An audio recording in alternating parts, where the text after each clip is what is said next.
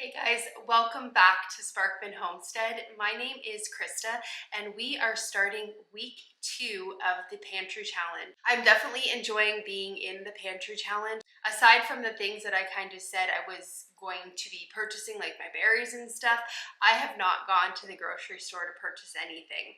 So super happy about that. The fridge is starting to look very empty and the pantry shelves, we're starting to get some more jars in there, which I definitely need to get freed up. So here is this week's meals and I hope you enjoy the video.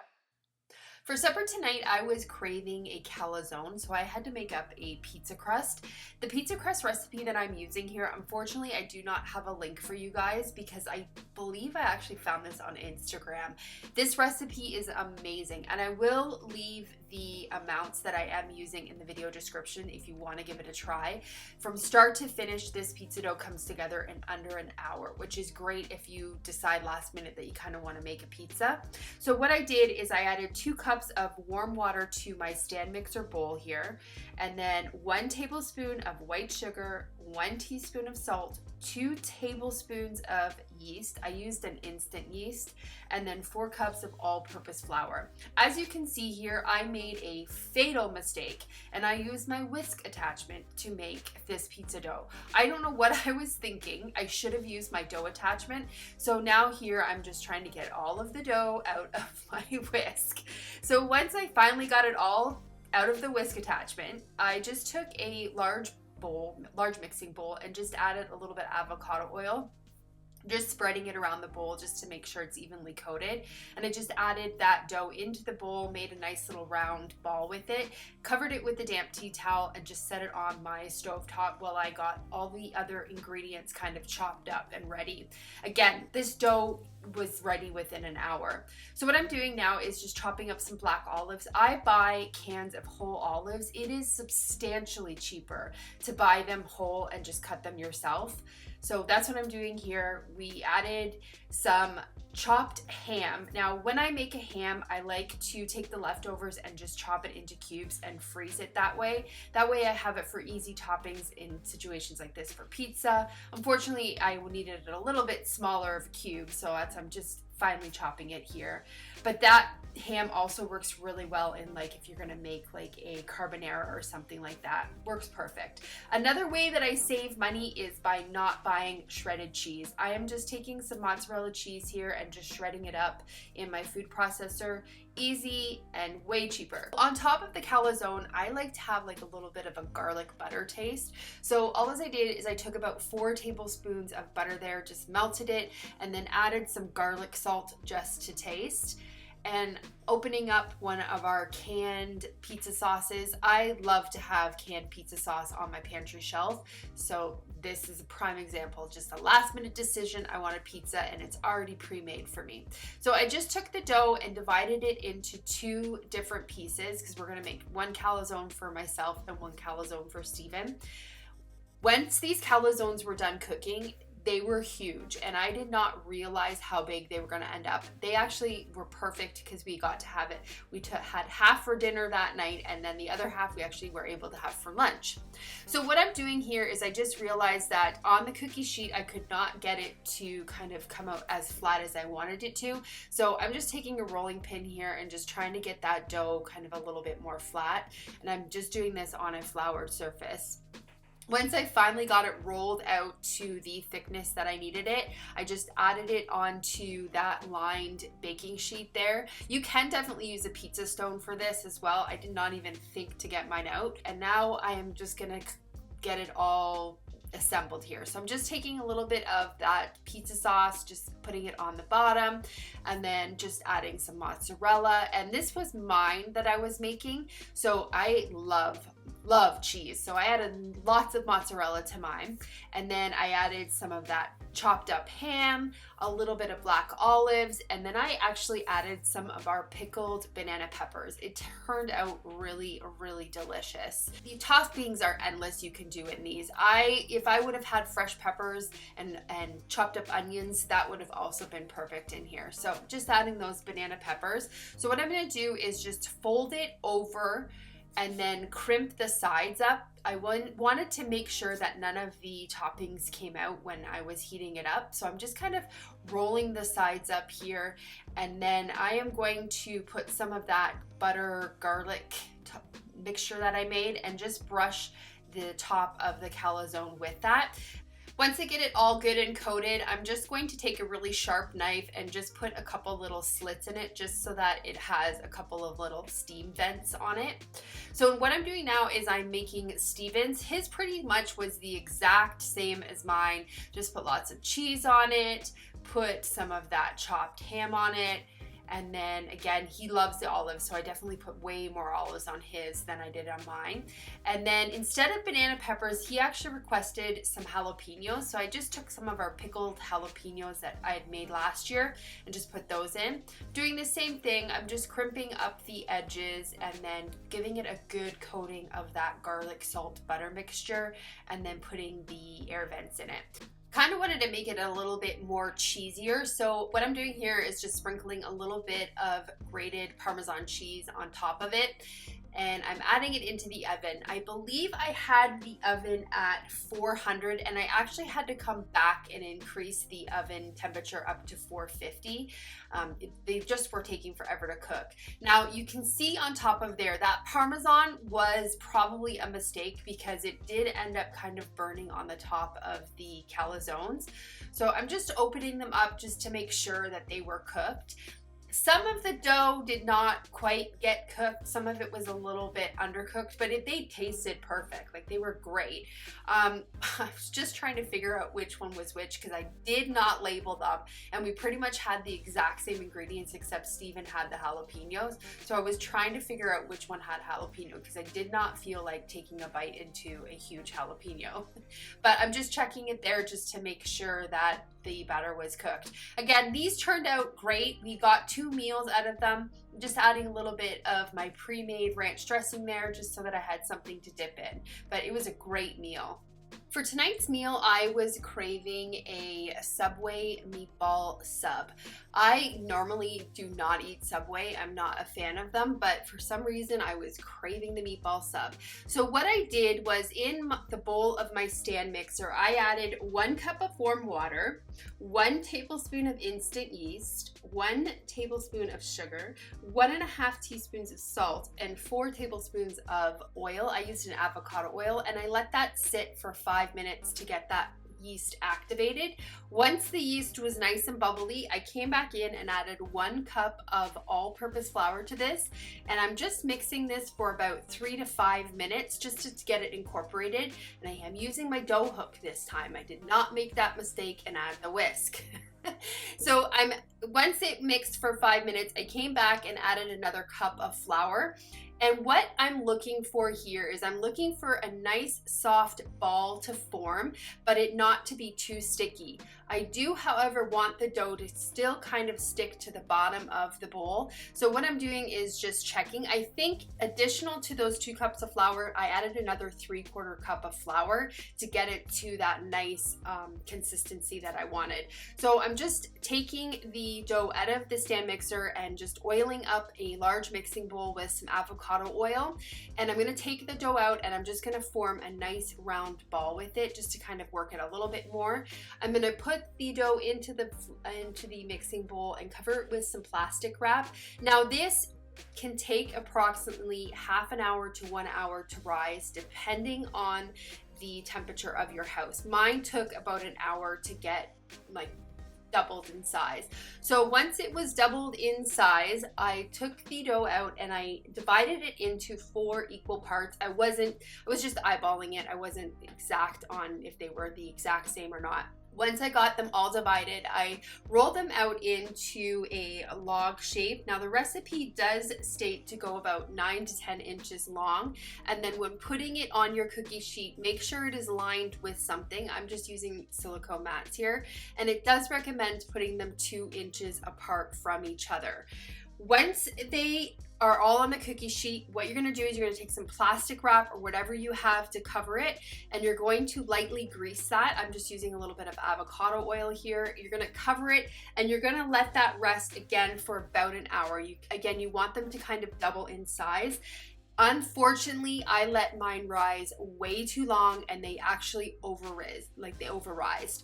So what I'm doing right here is I'm putting them in a 350-degree oven for about 25 minutes. And you will see when I take them out what I mean by they had rise. I don't know how to word that, but they turned out completely flat. They got really big in the oven and all of a sudden went flat. Oh, I was so disappointed. But what I'm doing here is just taking a stick of butter and just rubbing the buns with that butter, and then immediately putting on a dry towel on top of them, and I'm just going to leave them rest for about 30 minutes. Just this kind of softens up the top of the crust. What I'm doing now is I am just making some meatballs here. I like to just kind of add spices and herbs or seasonings that we like to normally eat with like a burger. That's kind of how I make my meatballs. So what I'm adding now is I'm just putting some garlic salt, some regular pepper, some smoked paprika, some garlic powder, onion powder, and ground mustard. And then I'm gonna add 2 eggs to this, and then I really just eyeball the breadcrumbs. I am using 2 pounds of ground beef here because I'm actually making meatballs for tonight, plus I wanted to make a little extra to put in my freezer. So I added, I think, about approximately 1 cup of breadcrumbs here. These are just some breadcrumbs that I made with some sourdough bread that had actually gotten stale, and it's so easy to make. You just cube it up, throw it in your Vitamix blender, and then it just makes breadcrumbs for you. It's amazing. So I'm just getting everything good and incorporated here. I hate doing this. This is the least favorite thing when it comes to making like meatballs or meatloaf. Ugh. So now I'm just putting them all on a tray here. I had my oven set at 450 and I bake these for approximately 25 minutes. It will depend on how big you make your meatballs to how long you actually have to cook them for. And you can see that one meatball is kind of halved. I actually came in and just checked it just to make sure that they were thoroughly cooked. So I have a small saucepan here, and I'm just gonna get the meatballs kind of seasoned in my homemade pasta sauce here. I put the heat on about a medium heat and then added all of the meatballs to this pasta sauce. You can actually use a tomato sauce if you don't have pasta sauce, and you can just season it with like whatever herbs you like. Usually like an Italian herb blend works really well to season it. So I'm just gonna stir these, and I wanna cook these just until the meatballs absorb some of that sauce, and plus I wanna get that sauce heated up. What I'm doing here is I have a can of cranberry juice that I made. This is amazing to do when cranberries are on sale.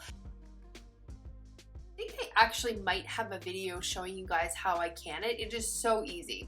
So I'm just straining off the juice here and just making sure I get all of the juice out of those cranberries, and then I just put those cranberries into the compost. So once I get that done, I'm just going to slice my bread in half. Now you can see when I slice my bread how flat the bread actually turned out. It was so disappointing. I was hoping for a nice fluffy bread, but they still tasted really good. It was just, they were flat. So I'm just getting them sliced in half and just putting them on a lined baking sheet here. And then I'm taking my big block of mozzarella cheese and I'm just slicing up some slices just to kind of put on top of that. I am also going to leave the recipe for these sub buns for you guys linked in the description. It was a fairly good recipe. You just got to be very mindful on how long you actually let the bread rise for. So once I got those meatballs good and hot and the sauce hot, I just took a little bit of just the sauce and coated the bottom of these buns with the sauce. And then each bun, I put 4 meatballs on top of that. Once I got the meatballs on there, I just put a little bit more of the marinara sauce on top of the meatballs, and then I sprinkled a little bit of Parmesan cheese on top of the meatballs also, and then put that mozzarella cheese on top of those. Since everything was already pre-cooked, I pretty much just wanted to get the mozzarella melted. So I put it into a 350-degree oven for about 15 minutes and then turned it off and then switched the broiler on high and left them under for like just a couple of minutes just to get them kind of that cheese nice and brown. So I'm just taking them off the cookie sheet and just slicing them in half and then plating them up for us. Just as a little bit extra seasoning, I did add a little bit of Parmesan on top of the meatballs just to give it a little bit more of a cheesy taste. So these were perfect. They were super messy to eat.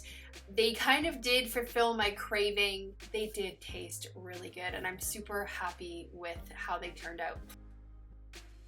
I was craving something sweet on this day and I had a whole bunch of overripe bananas. So I found a recipe on Pinterest. Now I don't have anything to leave for a link for you guys because I went so far off of this recipe. I just kind of made it my own.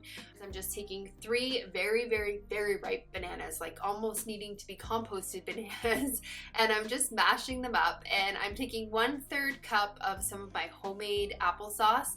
Now I do add a little sugar to my applesauce, but you could definitely use an unsweetened applesauce for this.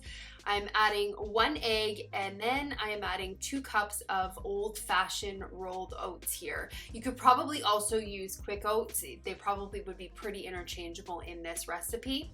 Just adding 1/4 cup of whole milk here and approximately 1 teaspoon of vanilla and 1 teaspoon of cinnamon. And then I'm coming in and adding just a little under a 1/4 cup of raisins and a 1/4 cup of chocolate chips there. And I'm just getting everything good and mixed together.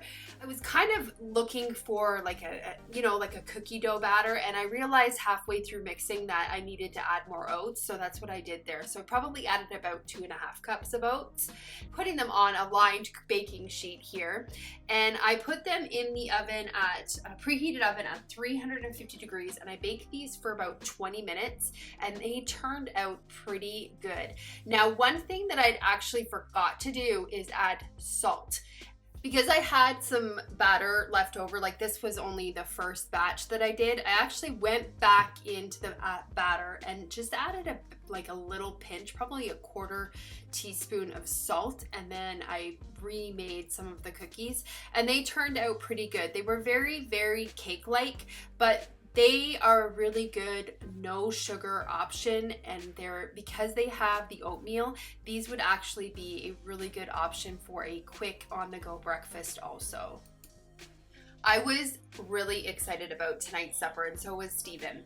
What we are making tonight is a Monroe County kind of pork shoulder barbecue dish. It is delicious. This is one of Steven's favorite barbecue dishes. So what he's doing right now is just getting some thinly sliced pork shoulder put onto our charcoal barbecue. You can request from your butcher to have your pork shoulders thinly sliced, like they are almost paper thin. So delicious. So what I'm doing right now is I am inside getting the vinegar dip already. It comes together in a matter of minutes. I added 8 tablespoons or 1 stick of unsalted butter. I use salted, doesn't really matter. And then I added 2 cups of distilled white vinegar, 2 tablespoons of freshly ground black pepper, 2 tablespoons of white sugar. You can definitely use brown sugar if you would like also. I used 1 tablespoon of salt, and then I used a little bit over a teaspoon of cayenne pepper. Cayenne pepper is completely up to you how much you want to use because it does make it super, super spicy. And then I also added there 1 tablespoon of hot sauce. What you're gonna do is you are just gonna whisk this until that sugar is melted. It usually takes about 3 minutes, or not melted, sorry, dissolved. After the sugar's dissolved and everything is good and kind of mixed together, you're gonna take it off of the heat. I thought a perfect side to make to go with the pork would be a cornbread, and I found a recipe online for a Amish sour cream cornbread. So that is what I'm attempting to make. It was amazing. Stephen actually took 2 helpings of it, and I actually had it for lunch the next day. It was so good. Highly, highly recommend this recipe. I am going to leave all of these recipes linked for you guys in the video description, because this pork shoulder and cornbread, oh, the meal was great. So what I'm doing here is I'm just adding 3/4 cup of cornmeal, and I'm adding 1 cup of all-purpose flour, 2.5 tablespoons of white sugar, 1 teaspoon of baking soda, 1 teaspoon of cream of tartar, and then 1/2 teaspoon of salt. And then what I'm gonna do is just whisk that all together. And then I'm just greasing I had an 8-inch pie plate there, or cake pan. The recipe actually recommends that you use a loaf pan, but I prefer mine to be kind of in the cake shape. So that's what I used. And then now I'm adding my wet ingredients, and I'm adding 1 cup of sour cream, 1 large egg, 4 tablespoons of melted butter, and 1/2 cup of whole milk. And then I'm just stirring that all together with this spoon, and then adding that to my greased pie plate. What I'm gonna do is put that into the oven, and it's preheated at 400 degrees, and I'm gonna cook that cornbread for 35 minutes. Now, Stephen was just kind of outside doing the barbecue. Once everything was completely cooked and like a good smoke taste to it, I just put them in this very large Pyrex casserole dish, and then poured that vinegar barbecue dip over top, and I'm just moving them around just to make sure that they get all good and soaked. And you just kind of want to leave them sit in that just for a little bit. So I'm just covering it up with foil, and then just kind of putting it aside while I finish the cornbread and get our other stuff done. So I also went out to the garden that morning and picked some cauliflower. It was all starting to go to seed. This is my purple cauliflower here, so that's why it looks purple. It was all trying to flower, so I had to get it pulled out. So I thought that would be perfect. Just cut that up, washed it really good, and steamed it in my vintage Tupperware steamer here. I love it. And then here I am just taking that cornbread out. It was so, so good. So what I'm doing is I have my slice of cornbread. I was snacking on it. That's why it kind of looks a little messed up there. And then I'm just taking 2 pork shoulders. They're very, very paper thin sliced. And then just adding some cauliflower to my plate, and it was an amazing, amazing meal. For supper on this night, I was making one of my favorite recipes. It is a chicken souvlaki. It is such a light, refreshing meal to have, and it comes together fairly quick. You can even get this marinade going in the morning before work, and then when you get home, it literally just takes a couple of minutes on the grill. You could also put this stuff in your oven to cook. You don't necessarily need to have a grill. So what I'm doing here is I'm just chopping up some fresh oregano and basil that I just picked from my garden, and I just kind of wanted to get it fairly finely chopped, and I'm just adding it to my Tupperware marinating thing. This is an amazing thing if you don't want to use Ziploc baggies. These things are excellent. You could probably find them at like estate sales, thrift stores, garage sales. They're just great for reducing the use of Ziploc baggies.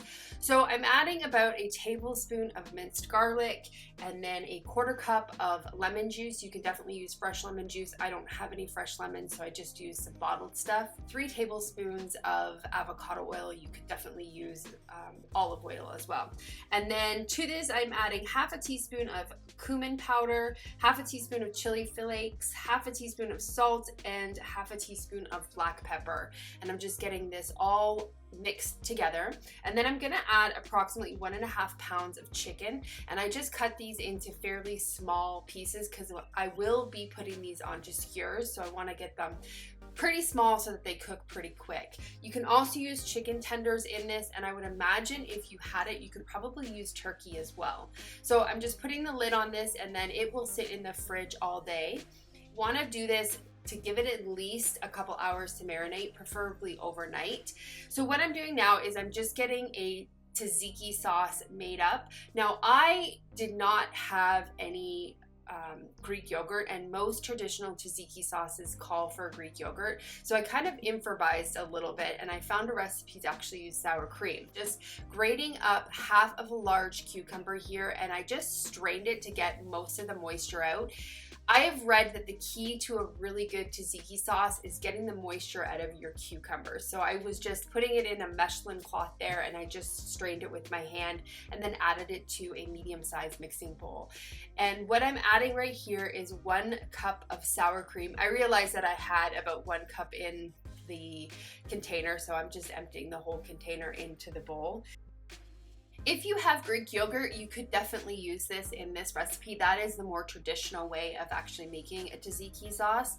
And then what I'm adding here is just half a teaspoon of ground garlic powder. You could use fresh minced garlic if you have it available.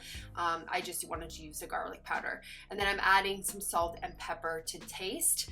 And then I'm adding 1 tablespoon of lemon juice there. You can use fresh lemon juice if you have it. And then the recipe calls for 2 tablespoons of chopped fresh dill. Now I added the 2 tablespoons and it was just not enough dill for me. I love a heavy dill seasoned tzatziki sauce. Just giving it a little taste there, and I definitely needed to add some more lemon juice and salt to that. So after I let the chicken marinate all day, I just put it onto some skewers here. We're going to barbecue them. Now, because I cut these so small, they barbecued so quickly. The recipe also does mention that you can make these in the oven, but it does not give any really notes to it. I have linked the recipe for you guys. Maybe if you click on the link, it will actually give you the cooking directions for the oven. But we chose to barbecue them because we really love using our charcoal barbecue, and it gives it that extra little like barbecue taste. So we're just taking them off. They took about 10 to 15 minutes to grill. Really super quick and easy. This recipe is great. If you just get everything marinating in the morning, it just comes together like right away for you. So what I'm doing is just taking them off of the skewers here because we are going to be adding them to a pita. I'm just double checking to make sure they're cooked and just giving it a little taste test. I was starving. Once I get it all on the platter, I'm going to assemble the pitas. Now, I had made these fresh sourdough pitas and some of them did not rise completely. And unfortunately, this pita was one of them. So I was trying to stuff it, but it was not going down. So I ended up getting frustrated and actually emptied it out into a pita that had completely like risen. So you can see there it's a pocket. So I'm just emptying all my stuff in there. I was actually able to find some lettuce in my garden, like really little lettuces that were starting to come off of an old lettuce that I had already previous cut that were not bitter. So we actually got some lettuce tonight in the pitas, and I'm using some tomatoes that I had picked up that day from my local Amish, and I'm just adding a good serving of that tzatziki sauce in here, and then I'm also going to add some banana peppers. You can definitely put whatever you like in your pita. I was super happy with how this meal turned out. So that is week 2's meals, and this week I had such a fun time barbecuing. Those are some of our favorite summertime meals. Like that chicken souvlaki recipe is so delicious, and Steven even said to me that is his favorite way of marinating chicken. It's just so light and refreshing. It's not like a heavy like marinade. Like you don't want, for me personally in the summer, I don't like a heavy seasons. I like light, very seasonal taste. So that chicken souvlaki, I highly recommend giving that one a try. It is so delicious. I hope you guys enjoyed those meals, and I am definitely going to be videoing week 3 because again, I love making these videos for you guys. It is so much more easier for me to actually make this type of content for you guys because I can just turn the camera on and not have to worry about the noises in my house and just kind of show you guys what we're eating without adding all that other stuff to it. So I hope to definitely get out a week 3 video for you, and I actually am really trying to make it a goal to get these videos out for you once a week, regardless of pantry challenge or not, because we are in gardening season now and I love showing you guys what we are eating seasonal. So again, it is my goal personally to be able to get these videos out for you once a week. So I hope you enjoyed it, and I hope you guys have a great day or night whenever you're watching this, and I will see you on the next video. Bye guys.